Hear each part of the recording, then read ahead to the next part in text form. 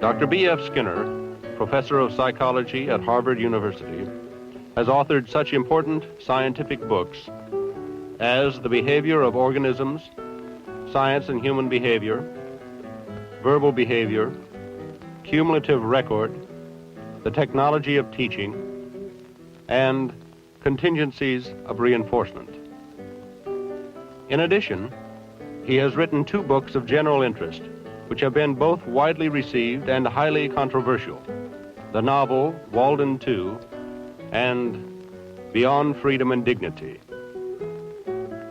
Included in the many scientific awards bestowed upon him are the Distinguished Scientific Award of the American Psychological Association, membership in the National Academy of Sciences, and the President's Medal of Science.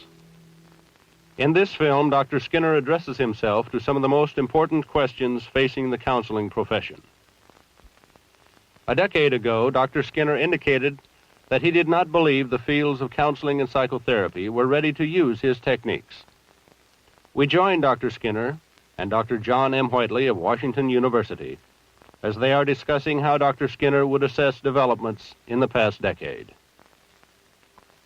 Now, I feel that a great deal has been done, first of all, for the management of institutionalized psychotics and retardates, but much more is being done in face-to-face counseling, and rather along the lines that I would like to see developed further. I think an understanding of the importance of the consequences of behavior is now much farther advanced than I would have guessed in the time which has elapsed, and the realization that much more is to be gained by looking at the environment of a person rather than at his feelings and his states of mind and things of that kind. What are the deficiencies with analyzing the feelings or states of mind? How do you translate somebody's problems who come in that way into a system that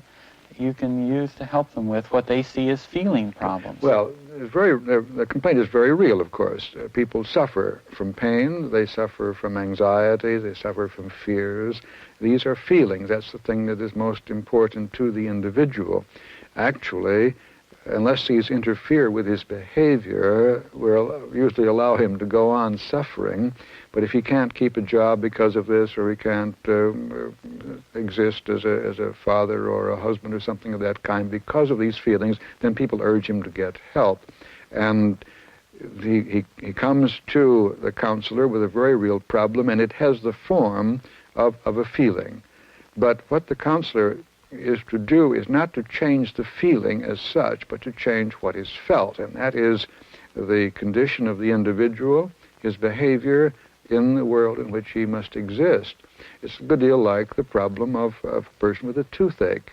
When you go to the dentist with a toothache, you're going because of a feeling. But the dentist doesn't work on the feeling, he works on the tooth. Why can't you help somebody by focusing on their feelings?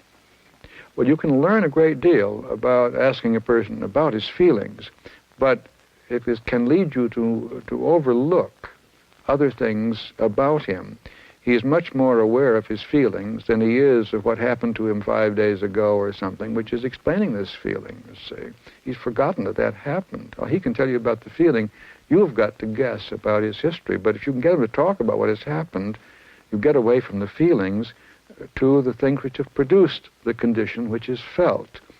And I think if you take feelings to be the essential subject matter of counseling or therapy, you're likely to overlook the real world.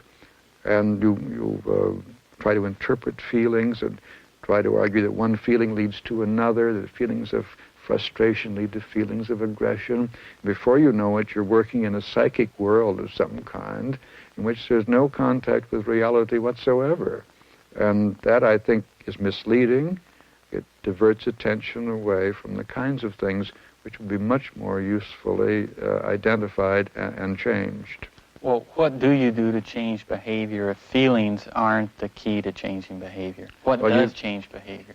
What changes behavior is the environment a change in the environment. If the environment stays the way it is now, then the bodily conditions will stay as they are, and the feelings of those conditions will remain unchanged. But if someone, for example, is feeling depressed, now this might be a physiological thing, which could be changed with a drug or something of that kind, but it might very well also be due to a shortage of reinforcers. You don't do anything that pays off. Everything you try goes wrong. You try to go out the door and you bump against a jam, and you see somebody and say the wrong thing, and everything you do goes bad, and you then are in a state of inanition. You aren't doing anything. You're not interested in trying anything new, and you're sitting around wondering what's happened to yourself. Now, that can be corrected not by trying to change the feelings of depression, but get this chap to do something that is going to be reinforcing and build up the kinds of behavior which will give him the achievement which is then felt as a sense of achievement, which will offset the sense of discouragement or depression. By environment, you're not confining yourself simply to the physical aspects of life, are you? No, I'm thinking of the social environment, but I would make a distinction between those social environments which are specifically designed for instructional purposes or intentional control, how to get along with people, how to have enjoyable exchanges with people, and so on.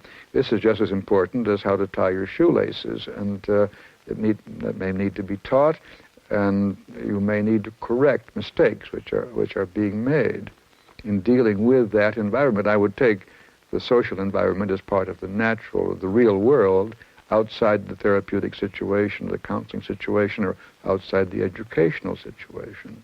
How do you use the consequences of someone's behavior to help shape it and change it in a counseling situation? Well, you do this when, for example, you suggest a change in job. You may come to the conclusion of what you've talked with this man about, that he's in the wrong job. That is, he hasn't got the talents for this. It isn't paying off. It's not reinforcing him. So you may give him some tests or something, get a lead on this, and you suggest that he try a different line of work. Now, what you are doing there is proposing a change in the world in which he's living, which will, you hope, you predict, reinforce him more often than the world he's been living in. So you're proposing that he move into a world in which behaviors in his competence, in his range, will be reinforced. And you are predicting that the shortage of reinforcement is the trouble, and abundance of reinforcers will solve the problem. You seem to really be arguing for the counselor's role as that of environmental engineer, in a sense, yes, I think helping so. the client change the circumstances under which he lives. Yes.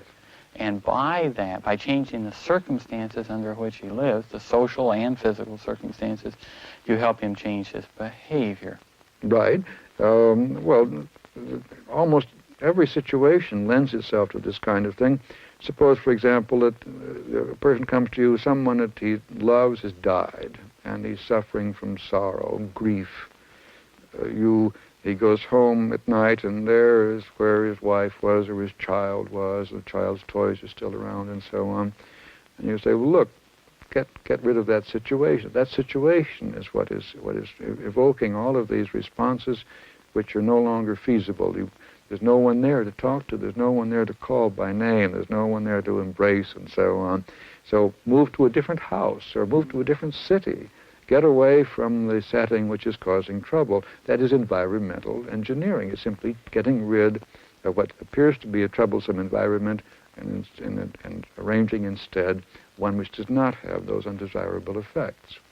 You're saying that the counselor's contribution to the client is ultimately in helping him rearrange the contingencies of reinforcement in his life, and that the counselor as environmental engineer is the essential change agent. On the other hand, aren't there intermediate problems in helping the client get into this different kind of environment, where the relationship with the counselor is very important Yes. Oh, well, the counselor, like the teacher, has got to arrange contingencies which will get the behaviors going which are going to be effective elsewhere.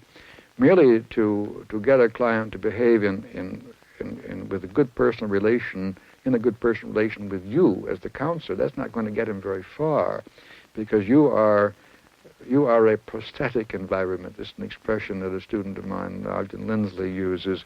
You are building a special world. It's a fairly easy world because you've got a person who is not yet able to deal with the rugged side of the environment, so you are making it easy temporarily.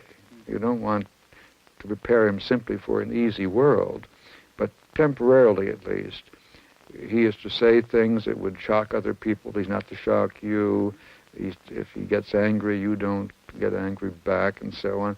You're building a small social environment temporarily to find out what is wrong and to build up behaviors which will then be more effective in environments elsewhere. So the counselor initially does have to build in the relationship a short-term Yes. new environment. Yes. Does that help establish him then as a more powerful reinforcer in then moving to help the client change his behavior by rearranging contingencies? Well, of course, one classical problem is that the counselor becomes too important to the client. His approval is terribly important. The transference problem in psychoanalysis and so on. And how do you break that? How do you keep the client from coming back for this warm help that he's been getting, which can be misused, of course, by the therapist, who isn't necessarily averse to having clients come back. These are terribly difficult problems, and I haven't any single solution. Again, I have to look at every case and see what can be done in that particular case. But the whole counseling situation is designed because of problems which are presumably to be cleared up, and that is the main ultimate reinforcer that's going to keep the client coming and to give the counselor some sense of achievement. One approach to psychotherapy assumes that the individual has within himself the capacity for growth, and what the counselor does is provide the relationship which allows the counselor, which frees the client to grow himself. Is that a valid assumption? No, I think that's a very misleading assumption. I think that if to suppose that the individual is going to find his own solution, as far as I'm concerned, simply allowing some other controlling system to take over. If the counselor is not willing to accept his share of the responsibility in arranging a new environment and leaves it up to what he calls the individual, he's living up to other environments, not to the individual, but to other environments. Where does the responsibility lie for choosing the values that are implemented that are the consequences of a counseling relationship? One of the frequent criticisms of the behavioral method is that somehow it will imbue the counselor with power to impose a set of values on people. How can it be set up so that doesn't happen? The whole question of the values in a career lies well beyond any field of, say, education or economics or counseling or government. They are very difficult questions because they're concerned with the future, which is not clearly predictable.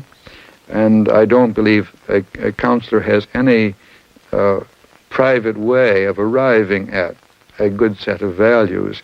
He can either take himself to be a representative of a culture which is set down in so many words what it regards as true and good, or he can pretend or claim, and perhaps even argue that and justify his own special set of values, which may differ slightly with the surrounding culture and seem to him better.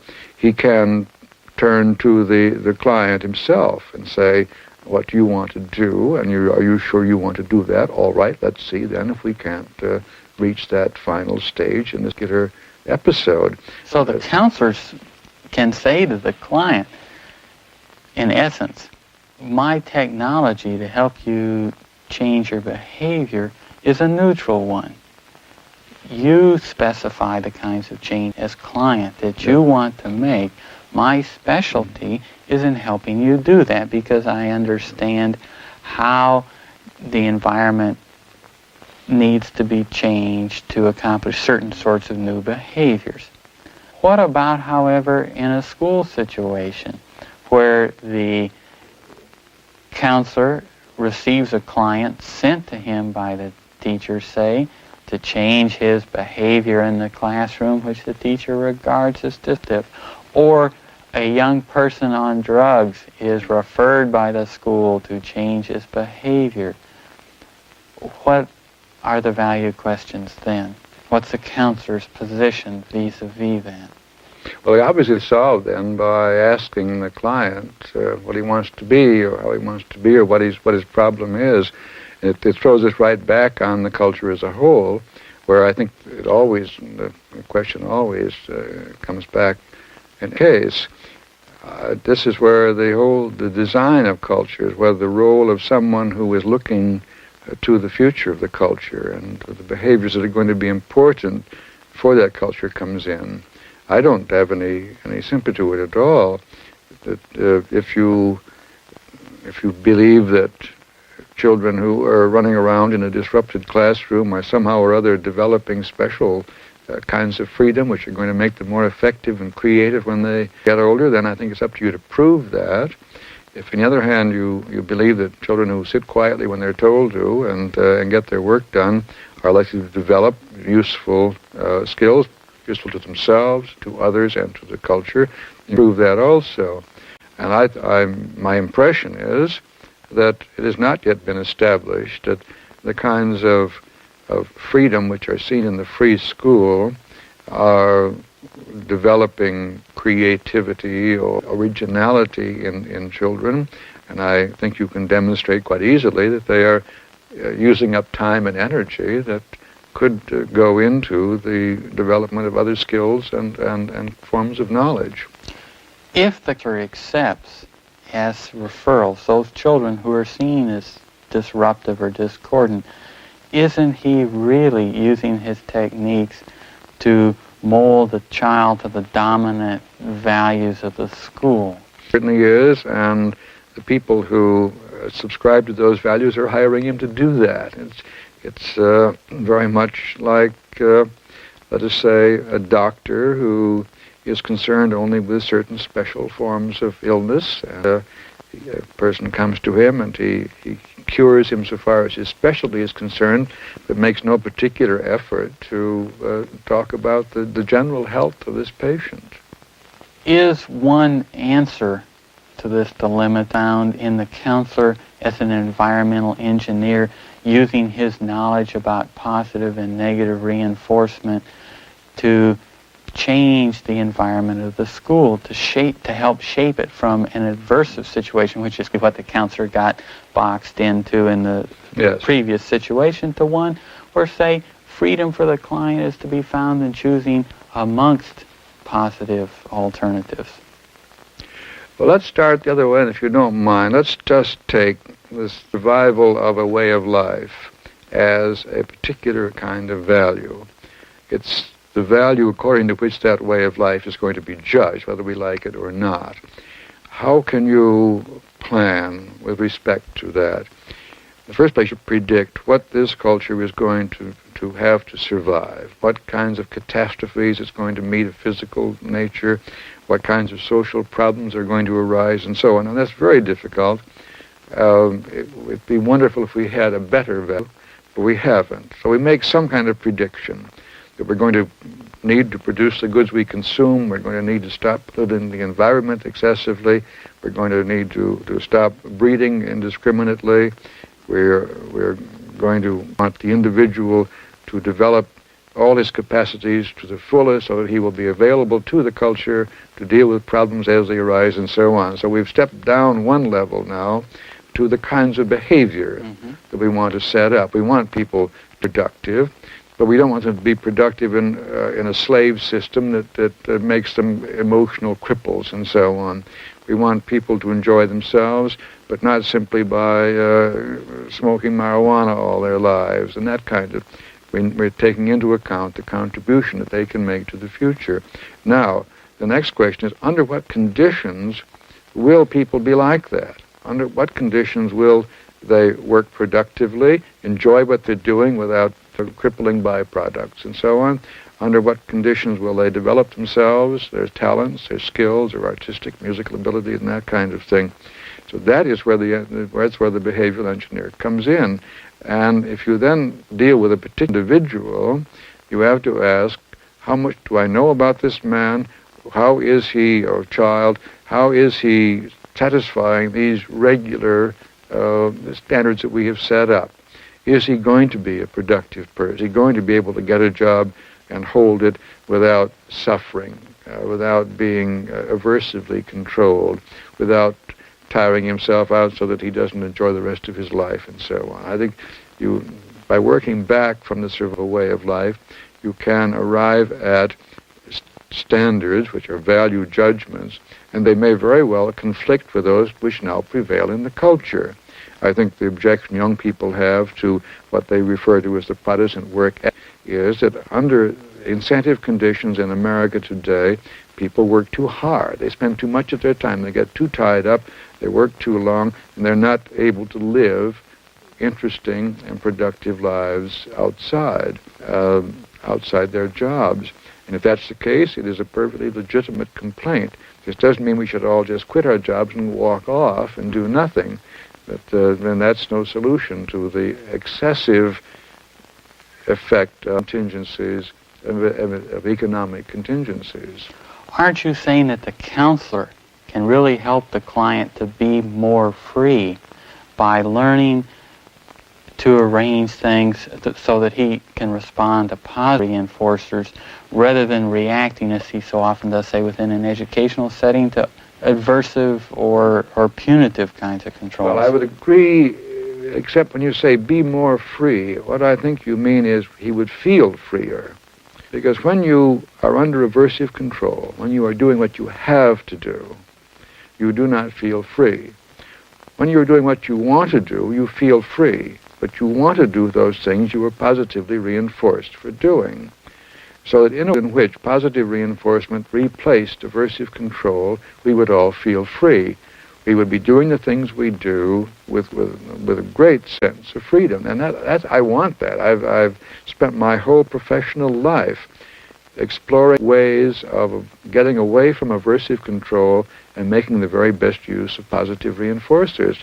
The whole field of operant behavior is a field of freedom in that sense. It's a field of positive reinforcement. Of course, the operant behavior also covers escape avoidance and aversive control. But the positive side, the positive reinforcers in an operant situation, are the very things which make people feel free. And I want more of that than we now have. I think it's a shame that we've gone on so long resorting to punitive and aversive techniques. What contributions do you see counselors being able to make to the establishment of a system which really does operate on positive reinforcers? Well, I think you have to have a special technical skill to see the opportunity of arranging a way of life which will be primarily positive rather than negative. I think that's what you want, or what you do. Well, for example, you suggest that this person take up a hobby. This won't work unless he gets something out of the hobby, or take up some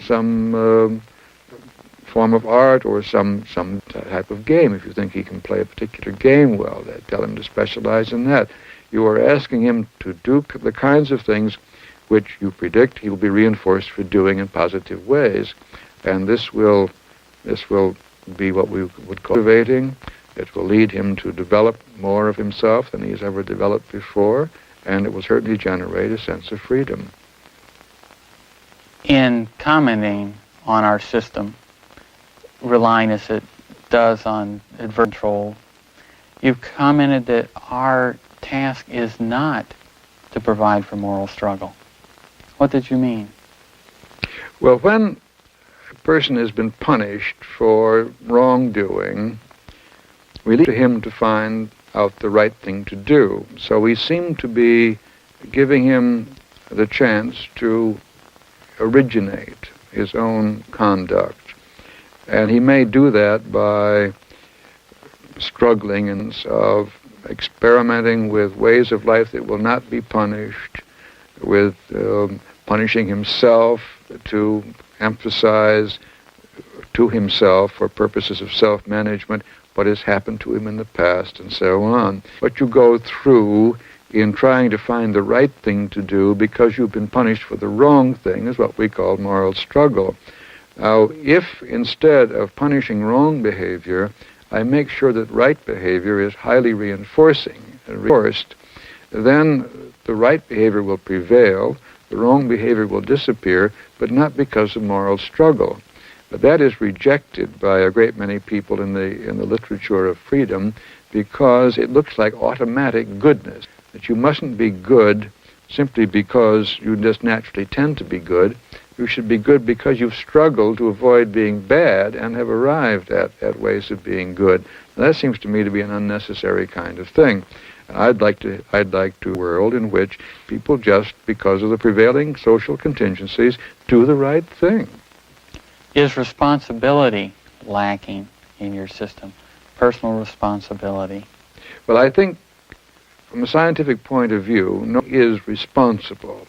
His genetic endowment and his past history are responsible for what he does, and that means responsible for the bad things he does and the good things he does. But we use the concept of responsibility to punish bad behavior. We hold a man responsible so that he can be justly punished, and we give a man credit for doing the things that he has done which are good. And in other words, we say he is responsible for this work of art or that scientific discovery, but there again also we should trace it back to his genetic endowment and to his earlier history. Now, I don't want to eliminate punitive contingencies if needed. I want people to be held responsible in that sense. I certainly don't mean to forego giving people credit for achievements. I want people to have a sense of that they are responsible for the good things they've done in the world. These are social techniques of management. Scientifically, there is no responsibility anywhere except at the Big Bang explosion at the beginning of the universe. But the practices which are associated with responsibility have had a place, and they will continue to have a place.